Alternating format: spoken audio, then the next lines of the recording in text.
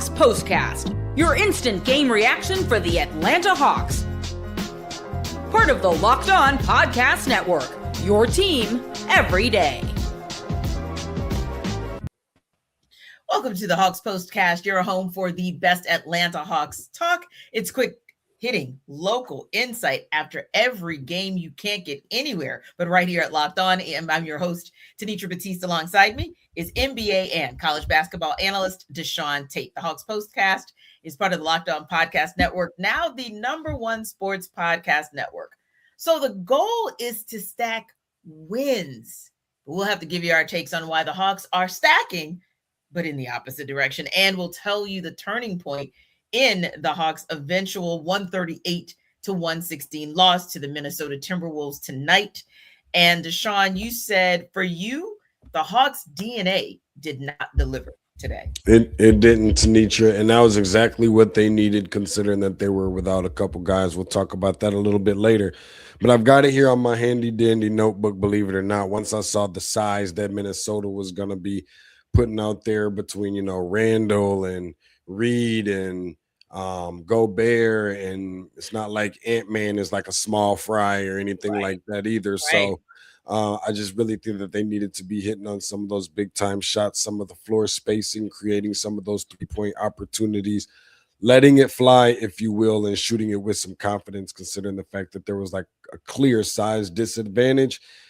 And we know that they weren't going to win the rebounding battle. I don't care if Onyeka Okongwu was back or not. I don't care if Kristaps Porzingis had came back and had played every minute of that game. Wasn't going to make a difference. It wasn't going to make a difference. The advantage, it was just too much of a mismatch. And it kind of appeared that I think we beat Minnesota on New Year's Eve or something. I think was that last meeting. Seems like they had that on their mind and kind of had remembered that. But certainly from a rebounding standpoint, Atlanta definitely need to get to all the scrappy ones, the long ones that hit the ground, things like that, where those little quick guards can get to them and start, transition offense. They weren't able to do any of that either, let alone not be able to make those 3-point shots. 31% from the field. I'm sorry, from three for the Hawks. And that just pretty much was a disaster. CJ McCollum looked like the only thing out there that really wanted to play some basketball, especially in the first quarter, and he didn't have a whole lot of help. Nice to see Nickeil Alexander-Walker get back out there against his former team again in the Target Center, and he was caught for some little knick-knack fouls here and there that I was a little bit surprised that the whistles were blown for those, but whenever you have Asa Newell 1 for 5 from 3, Zachary Risachet, who they've been desperately needing, 1 for 9 from 3, and just not great shooting for Corey Kispert, 33%. Some of the guys that they've been relying upon need to rely upon a little bit more.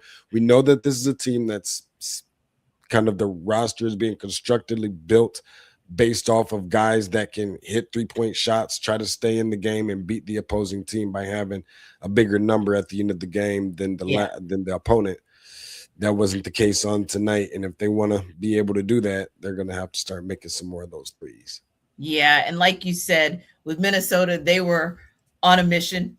New Year's Eve, they got smoked, 126-102 from the Hawks. So this was a little payback at home, and the Hawks had to know that Minnesota was going to be up for it. And they've been playing good basketball, too. They've been playing better basketball all through the month of January and now into February. But I'll say as well, I think that you mentioned something about spacing.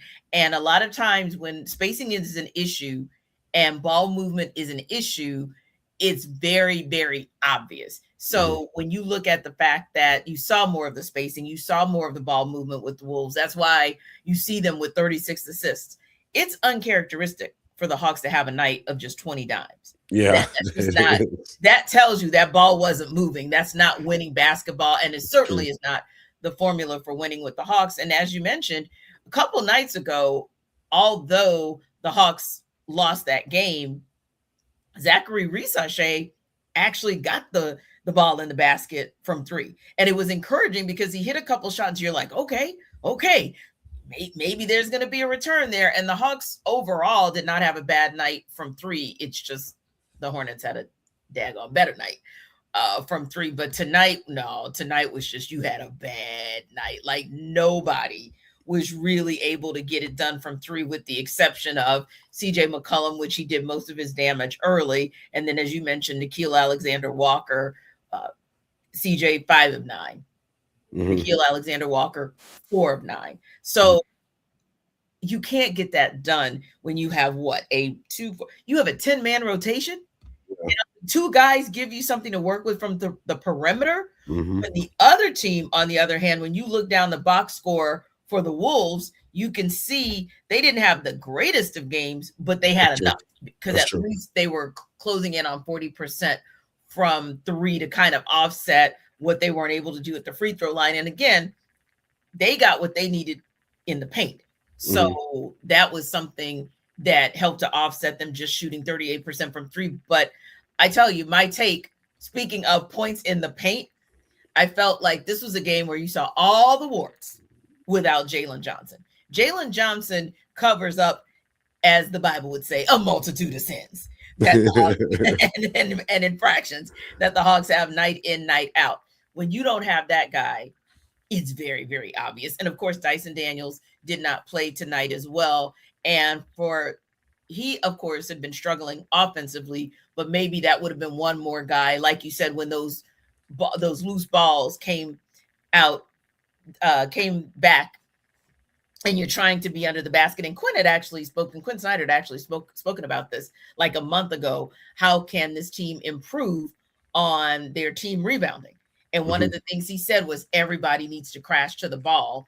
It's obvious when there's a long rebound what's going to happen, but what can we do for some of those short rebounds? That's where you get your scrappy little guards in, and they're supposed to get that done.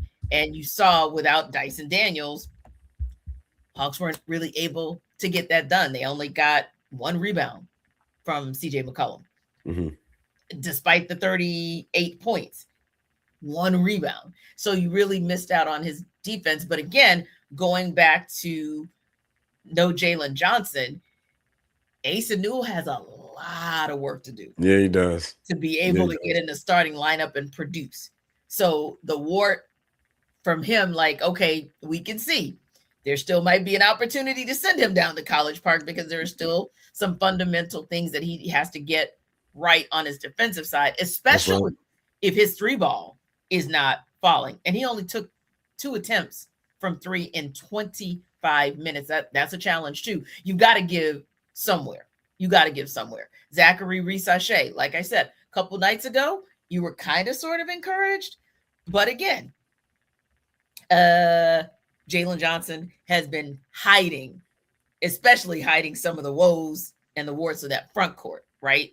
And so at least with Onyeka Okongwu, normally you'll get it out of him, but he's probably not 100%. Like we all know, you have a dental issue. That stuff bothers you when you're just walking along in your house, afraid you're going to hit something. Try playing a basketball game, especially after what happened with Diabate in the game a couple nights ago, where you could see he was kind of fiddling and trying to bother Carmelo. But yeah, I just felt like from the rebounding to even the assists, because we've been talking about Jalen Johnson being a walking triple-double. Even the assist, you missed out on him because, again, Asa Newell, Zachary Reese-Sachet, Onyeka Okongwu combined for 5 assists and 13 rebounds.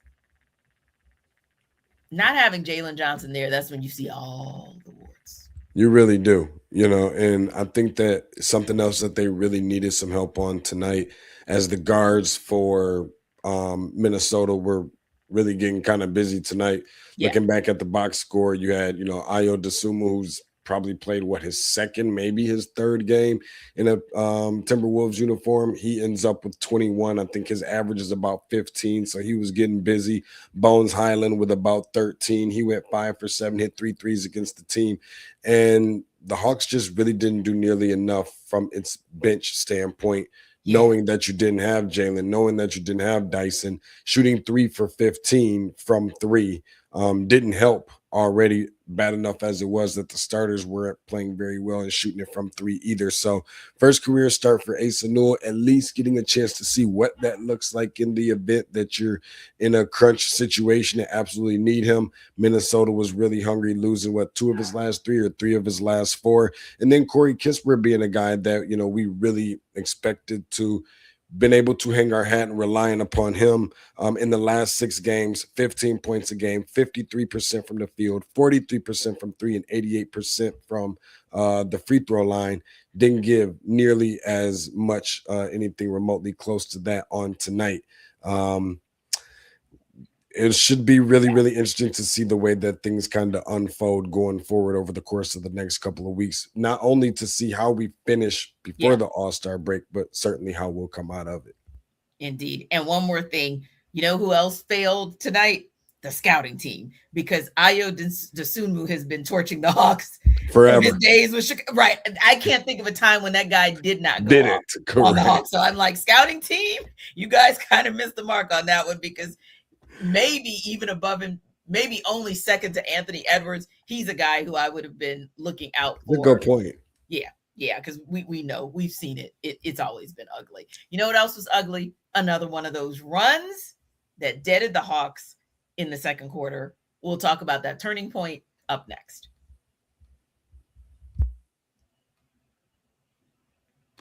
This episode of our Hawks Postcast is brought to you by Prize Picks. Shoot your shot on Prize Picks and get $50 instantly in lineups when you play your first $5. That's right. Prize Picks is giving you $50 in lineups when you sign up and play your first $5 lineup.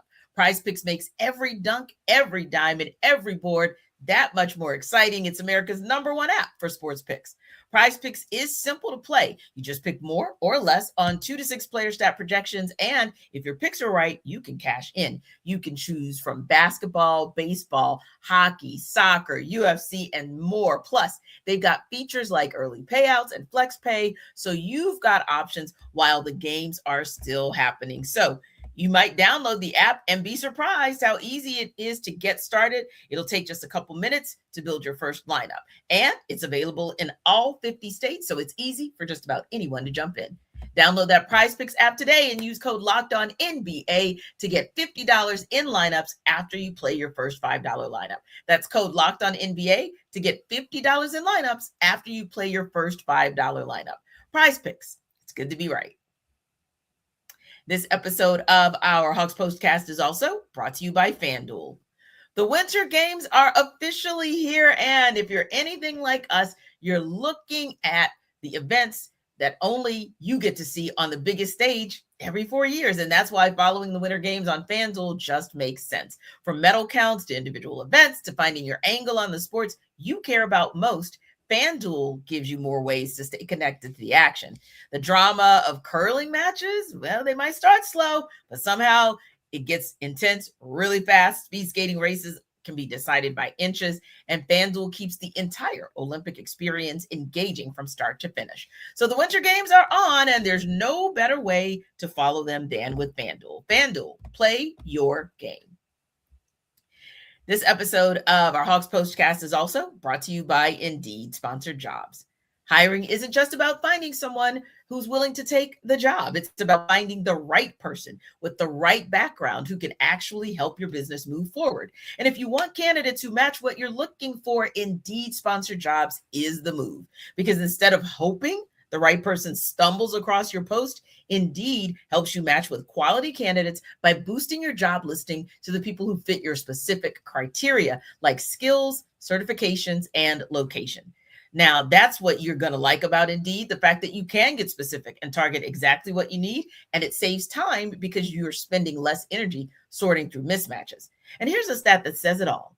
In the minute I've been talking to you, companies like yours made 27 hires on Indeed, according to Indeed data worldwide. So if you're hiring, spend less time searching and more time interviewing candidates who check all your boxes with Indeed Sponsored Jobs. Listeners of this show will get a $75 sponsored job credit to help get your job the premium status it deserves at Indeed.com/podcast. That's Indeed.com/podcast. Terms and conditions apply. Hiring? Do it right away with Indeed.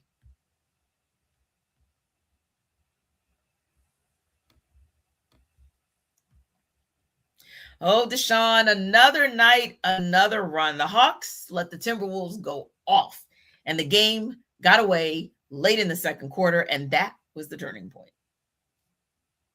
Time to reveal where the game was won or lost. It's the turning point.